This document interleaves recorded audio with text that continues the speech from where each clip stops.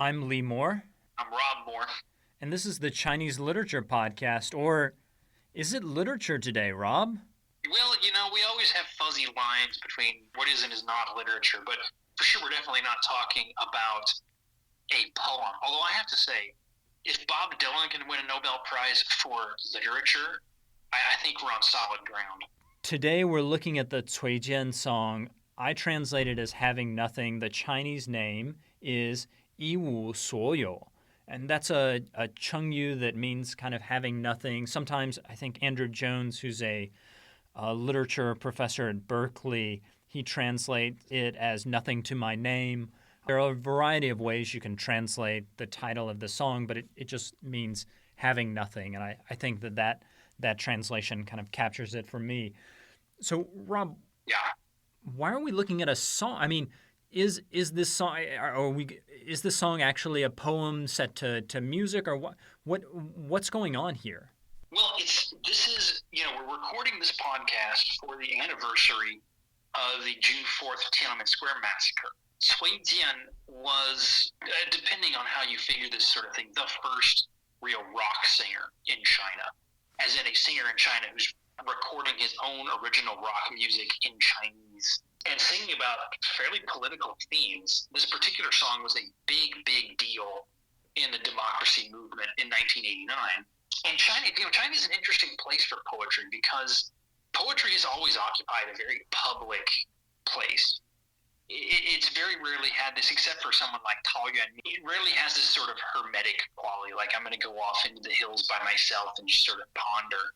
There's always been an aspect of publicity about it. So, sort of, this kind of thing falls right into that tradition.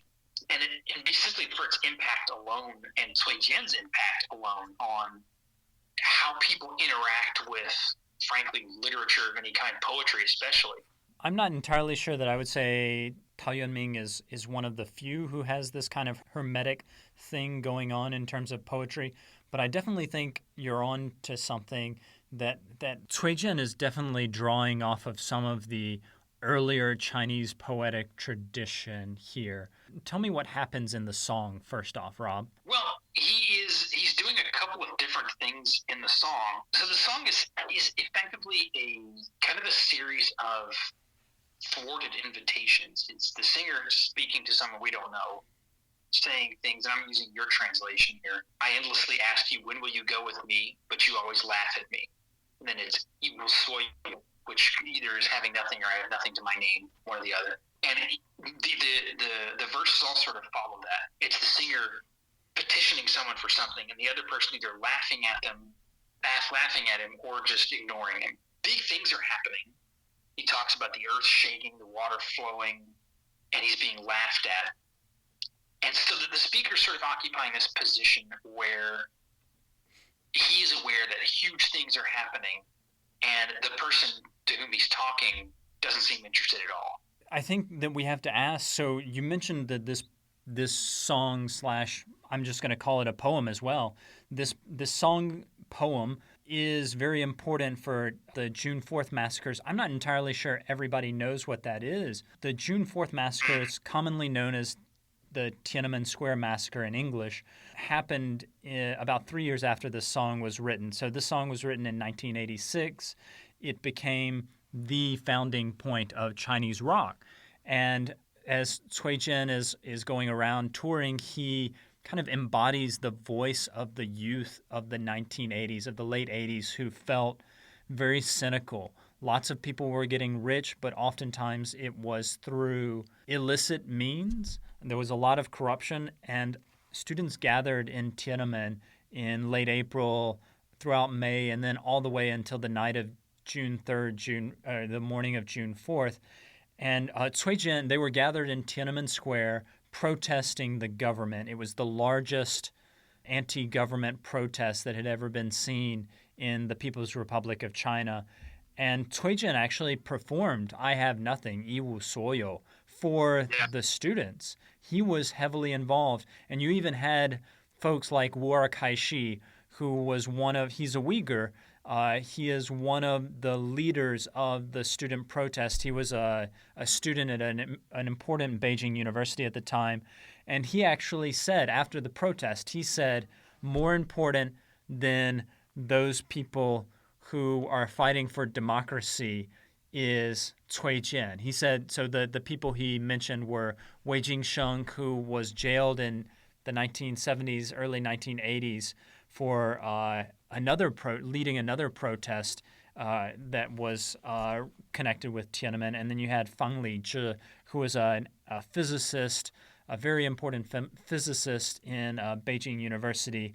Both of them were connected with the democracy movement, but Wu Erkai says no. Those people who are fighting for democracy, that's not who the youth are looking to. They are looking to Cui Jian. And I think you see that in some of the lyrics that you read. The lyrics that you read, you constantly repeated the word I. This song is all about I. And that's something that's completely new to Chinese song. People had done that, but in the PRC, largely the pronoun I had been eliminated for like 30 years.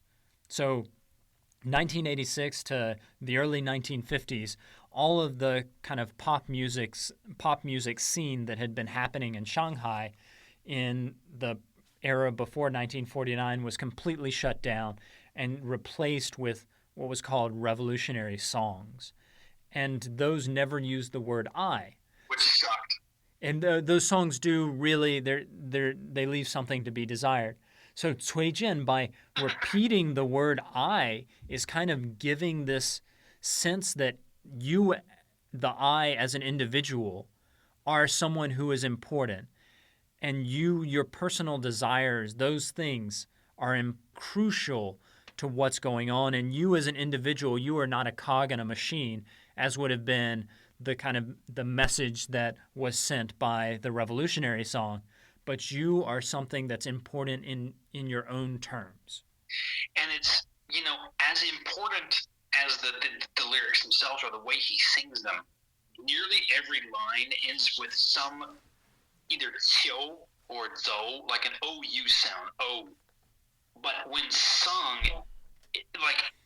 the singer is able to almost shout or scream it, because you have to open the mouth really wide and then close it at the end, like, oh, like that. And so it's just like having like a vocal fist pump in the air. And so singing along is very cathartic. It's a huge release of emotion. So it's kind of this primal scream, right, Rob? Yeah, that's exactly it. And the fact that the I gets to do that, like, not only are we singing about I, but the I gets to cut loose, like really just like that. It's not a folk song. It's not a nice, quiet, peaceful thing. This is something different. This is big and loud. And that was, this is, when you think of the context in which it became famous, that's what was needed, like a sing-along that wasn't like a Joan Baez anti-war sing-along in the 60s. This is something where you get your fists in the air and just yell it, You can see why it became such a big deal. You mentioned the 1960s. I feel like this song is, although it's taking the kind of grungy rock sound of Metallica that was the 1980s, and it uses the 1980s, and it is completely drawing off of Western music in terms of its musical repertoire largely, but it's repeating themes that we see in music and popular music in the 1960s, right? This is an angry protest song, right? This is kind of Creedence, right? Well, yeah. Well, first of all, I have to say I hear absolutely no Metallica in the song at all. That's a really peculiar reference. But I just don't want the listener picking up this thing like, oh, this is going to be like Master of Puppets. No, it's not going to sound like Master of Puppets. No, it's not. But I know what you mean about it's very dark. It's very brooding. The thing that's interesting to me about the song politically is it is political in a way that I feel like a lot of, at least American protest music is not. It's much, much, much more subtle.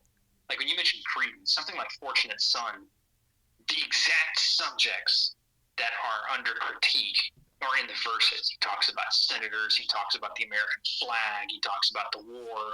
Not much left to the imagination in that song. Bob Dylan was pretty similar in the beginning. He got a little cryptic occasionally, but you always knew exactly what was going on. This is more general. When you have a line like, haven't you laughed at me enough? That could be just about anybody. But in the context of when it was being sung, everyone knew what was going on. But the lyrics themselves, if I just gave you the song, I didn't say anything about where it came from, you might not even think it was a political song. And it reminds me of the first time I really read Beidao, the very famous Chinese poet. I started reading it because I had heard he was such a political poet. I remember reading his poetry and thinking, I don't see why this is political. But one of the things that was very political about it was the subtlety that Beidao had to use to get the point across. Because you can't just say, yeah, screw the Communist Party, we're out of here. You have to step it back. You have to bring more people into it. So you mentioned Beidao, and Cui Jian is actually heavily influenced by Beidao and some of the other Misty poets. I agree with you sort of in your critique of me. So yes, this is not as explicit as Creedence or even Bob Dylan in some of his earlier poetry, songwriting. But in that way, Cui Jian is drawing off the Chinese tradition of critiquing in these very cryptic terms, because you have to walk on eggshells to make sure you're not displeasing those powers that be. But he's drawing off of the 1960s themes of kind of protest and anger at government. And that's where I think he is drawing off of some of that stuff that's going on in the 1960s. I'll also say that although this was, we perceive it as cryptic, I think that's only because we don't know the context. Right. The state government was not happy about Cui Jian, and they did try and suppress his music some. Although today, when you search for Cui Jian on Baidu, you can find tons of information about him. I was reading an article about him in Zhihu, the kind of question and answer app that's prominent in China. So he's not censored by the Great Firewall, but he is still, and he definitely was, this controversial figure that was highly political. Yeah, but I think that's one of the things that interests me about this kind of art is it, as a non-Chinese person, especially as someone who wasn't in this era, it can be hard to grab onto. Like when you read Beidao and think of him as being first political, it takes a kind of mental readjustment. But one of the things I enjoyed about Beidao and what I enjoy about Cui Jian's lyrics is that adjustment. You go, hang on a second. What if it's not that this song isn't political? What if it's that my idea of political is off? Like, what if subtlety is political? What if bringing as many people as possible into this cathartic moment is political? And certainly this, like you say, Cui Jian's had a very politically troubled, hounded maybe career. If you look at the lyrics, there is this question of who he's talking to. So you mentioned that it's this narrator speaking to this person, making a request of this person, who we don't know who that person is, and that person is always laughing at them. And one way you can read it is as a love poem. I endlessly ask you, when will you go with me? But you always laugh at me, having nothing. I want to give you what I am seeking, give you my freedom too, but you always laugh at me, having nothing. Oh, when will you go with me? When will you go with me? So you can read that as this kind of unrequited love. But another way I've seen to read this is if you replace the word I, with the word we, the youth of China, and you replace you with Communist Party, it's this sense of disenchantment that the youth of the 1980s has with the Communist Party. Sure. Well, and it's important, too, that the actual form of the music is very, very important. It's something that you and I haven't really talked about much in other podcasts because we're talking about a novel. It's words on a page. The actual singing of this song, the music that accompanies it, is hugely important. In a similar way as, we keep talking about the 60s, but someone like Bob Dylan plugging in and playing electric guitar was just mind-blowing. There's something about this kind of music that when it really hasn't existed already is really shocking, mind blowing. And I was thinking about this when I was listening to the song. In the U.S., it's been a really long time since rock music has been politically dangerous. By politically dangerous, I don't just mean like I'm going to sing incredibly crude and violent lyrics and piss people off, but actually make the government go, wait, whoa, what is happening here? Like there's a movement happening around this song. And I think when Cui Jian was singing this was something more than just, hey, everyone likes this song. This was dangerous. This was edgy. Absolutely. And it's kind of hard, it's a little dated. You listen to it now and you think, well, it doesn't really sound like it should be igniting a revolution. But, again, imagine hearing that, and there's never been anything like that in China. And I think that's a good point. You've got to keep in mind these kids were growing up in the 1980s, and when they were young, from 1966 to 1976, there were only 8 plays and films that could be shown in China, in the whole of China, for 10 years. That was what they were limited to, and all of those plays/films were these model operas that were largely written by Jiang Qing and others who were super leftists. They were filled with revolutionary songs, and you had nothing else for 10 years. Try and imagine going 10 days without anything. You'd go crazy. But not only were you being forced to listen to this for 10 years as you're growing up as a kid and you don't really know that there's anything else, but everyone around you believes that that is all that exists. That's the world that Cui Jian is exploding into. And when you think about it that way, I mean, there was certainly other stuff if you could get it underground, but the only stuff it was safe to engage with was that. Yeah, there was. And for all of a sudden to have this is just mind blowing. Yeah. So Teresa Teng Lijun, I believe is her Chinese name, is a Taiwanese singer who was super famous in the 1980s. In the late 1970s, as she's like taking over the world of Chinese pop music outside the PRC, the Taiwanese government was actually sending balloons of her cassette tapes over into China just to try and get people to defect from the PRC to Taiwan. So that gives you an impression. And this is just super, you can go and listen to her music. It's super sappy and super kind of sugary pop songs that aren't really that interesting unless you're coming from this era where you can't use the word I in a song. You can't sing the word I. Yeah. There is no individual. There is no individuality. So Cui Jian is responding to that. Now, he hated Teresa Teng, and he does this weird thing in the 90s where he says, I am preserving unique Chinese culture, which is northern Chinese culture. That is, Beijing rock preserves Chineseness much better than these capitalistic influenced people in Hong Kong and Taiwan. And it's this very weird move because his music is clearly imitating Western rock a lot, but he ignores that and says, I'm preserving some sort of Chineseness. But in the 1980s, he's not really that anti-Teresa Teng, it's my understanding. Can I ask you mentioned about form, and as we wrap this podcast up, you were in a rock band for a while.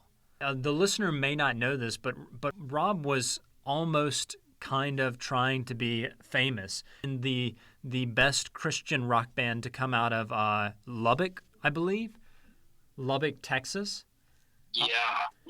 So besides things that we don't like talking about in our youth, can you tell me, does this song rock? Does Cui Jian rock? That's a very important question, Lee. And I do have a lot of experience in rocking. When I first heard this song, when I was still living in China, I was in. If you live in China long enough, you always have those periods of time when you're like, this place is ridiculous. Like it's culture shock. You hate everything. That doesn't usually last long, but it comes and goes. I was in one of those moments when I heard it, and I was like, this is late 80s garbage. There's huge synths, there's like shouted blues, there's this like sped up hand mute strum rhythm, and you're like, this is dumb. But listening to it again for this podcast, I was impressed. Part of it is Cui Jian's voice. There's a lot of ways you could sing sort of a rocking song, and one of them is just to hit all the octaves possible and do like an Ozzy Osbourne, Steven Tyler sort of thing. But the other one is just to hit every note, slam it, and that's what he's doing. He just hits all of these notes in the melody so hard. It's really impressive. And I would have to say yes, this song does rock. I'm a lot more impressed with it this time around than I was the first time. What about for you? I'm not a scholar of rock like you are, Rob. So I'm going to leave my humble opinion in my humble mouth. I think that's a great place to end it, though. So it does rock. That's the definitive judgment. That's the definitive judgment of someone who is an expert in rocking. Yes, I would say it rocks. I mean, we've had a lot of fun here, but it's important to remember we're putting this podcast out for June 4th. Lots of people died, and the June 4th massacre, the Tiananmen Square Massacre, was this kind of point. In the 1980s, you had a lot of folks who didn't know where China was going. Deng Xiaoping even didn't know where China was going in terms of its future. It had rejected communism. It was trying to be a market economy. It was still being run by the Communist Party, but they had largely given up on communism. Deng Xiaoping said when he was asked what he was doing, he said, we're feeling the rocks as we cross the river. And that was largely the story of the 1980s until this massacre happened, until the students who were singing Cui Jian were murdered. Most of the people who were murdered by the People's Liberation Army were not killed in Tiananmen Square, but in some of the suburbs outside of Tiananmen Square as the police and army were coming in. But that massacre represented this point where the elite in China made a decision that they were going to repress all political reform and embrace economic reform. And that's largely continued to until today. And so this song has some important political implications that, I want to leave the listener with on this 30th anniversary of the massacres in Tiananmen Square. I would agree with that completely. Go listen to the song on June 4th and participate in something that was and is really still very important. We'll post my translation on the website, and we'll also post a link to the song on YouTube. We can't play it, obviously, because of copyright issues.